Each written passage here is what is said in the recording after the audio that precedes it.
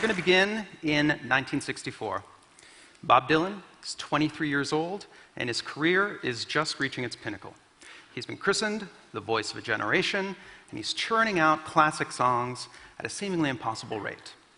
But there's a small minority of dissenters, and they claim Bob Dylan is stealing other people's songs. 2004, Brian Burton, aka Danger Mouse, takes the Beatles' White Album, combines it with Jay-Z's The Black Album to create the Gray Album. The Gray Album becomes an immediate sensation online, and the Beatles record company sends out countless cease and desist letters for unfair competition and dilution of our valuable property. Now, the Gray Album is a remix. It is new media created from old media. It was made using these three techniques: copy, transform, and combine. That's how you remix. You take existing songs, you chop them up, you transform the pieces, you combine them back together again, you've got a new song, but that new song is clearly comprised of old songs.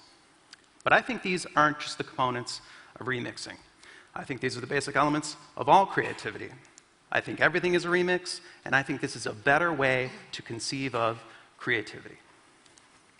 All right, let's head back to 1964, and let's hear where some of Dylan's early songs came from. We're going to do some side-by-side comparisons here. All right, this first song you're going to hear is Nottingham Town. It's your traditional folk tune. After that, you'll hear Dylan's Masters of War. In Nottingham Town, not a soul would look up, not a soul would look up, not a soul would look down. Come, you masters of war,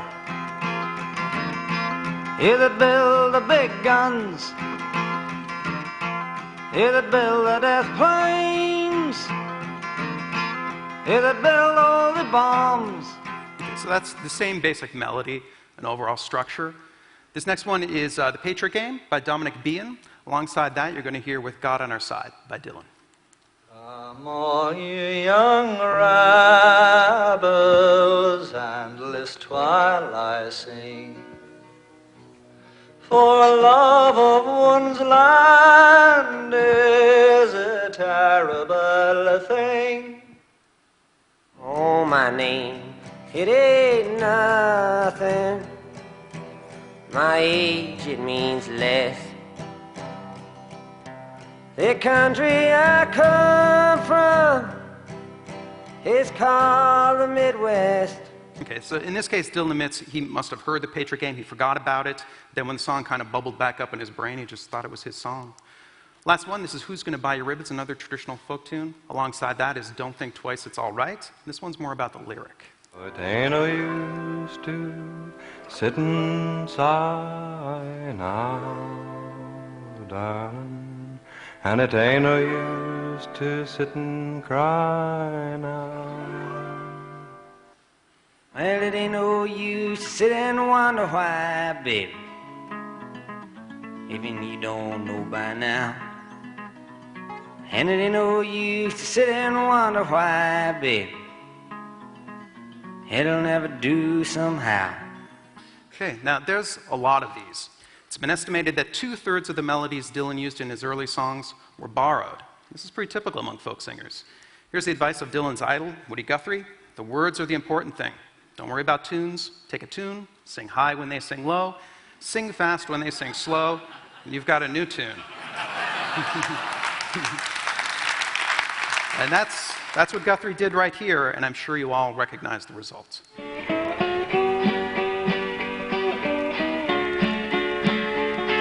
know this tune, right?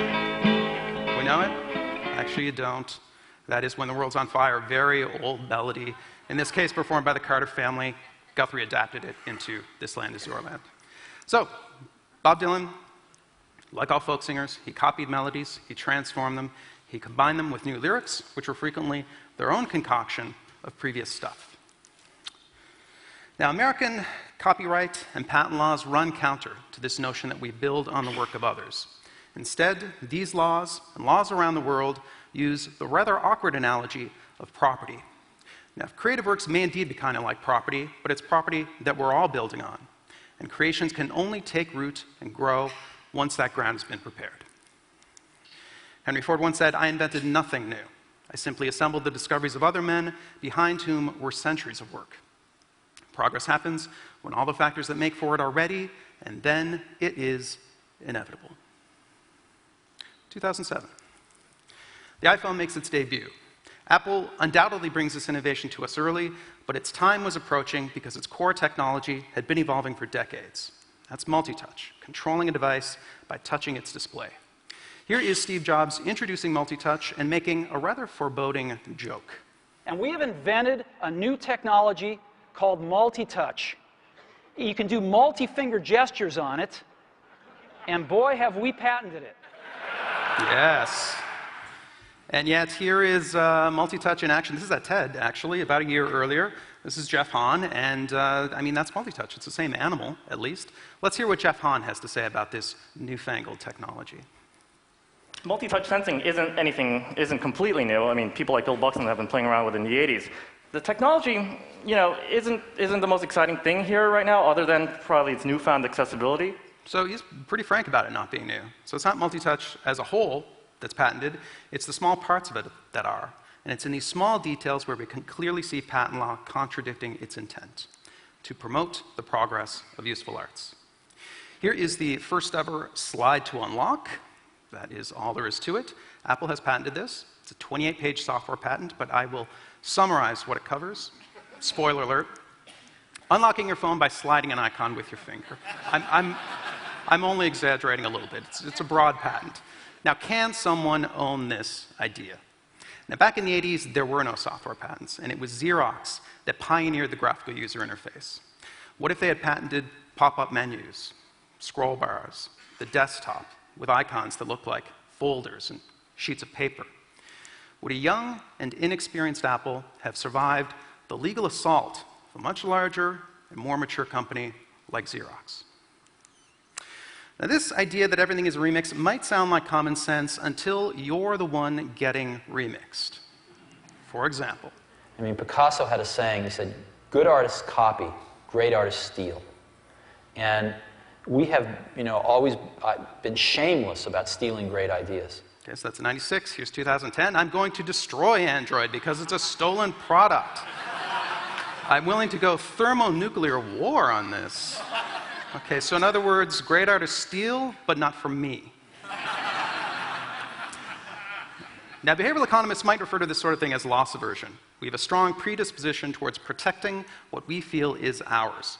We have no such aversion towards copying what other people have, because we do that nonstop. So here's the sort of equation we're looking at.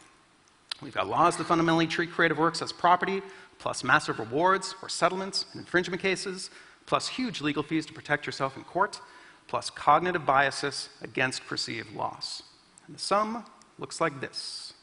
That is the last 4 years of lawsuits in the realm of smartphones.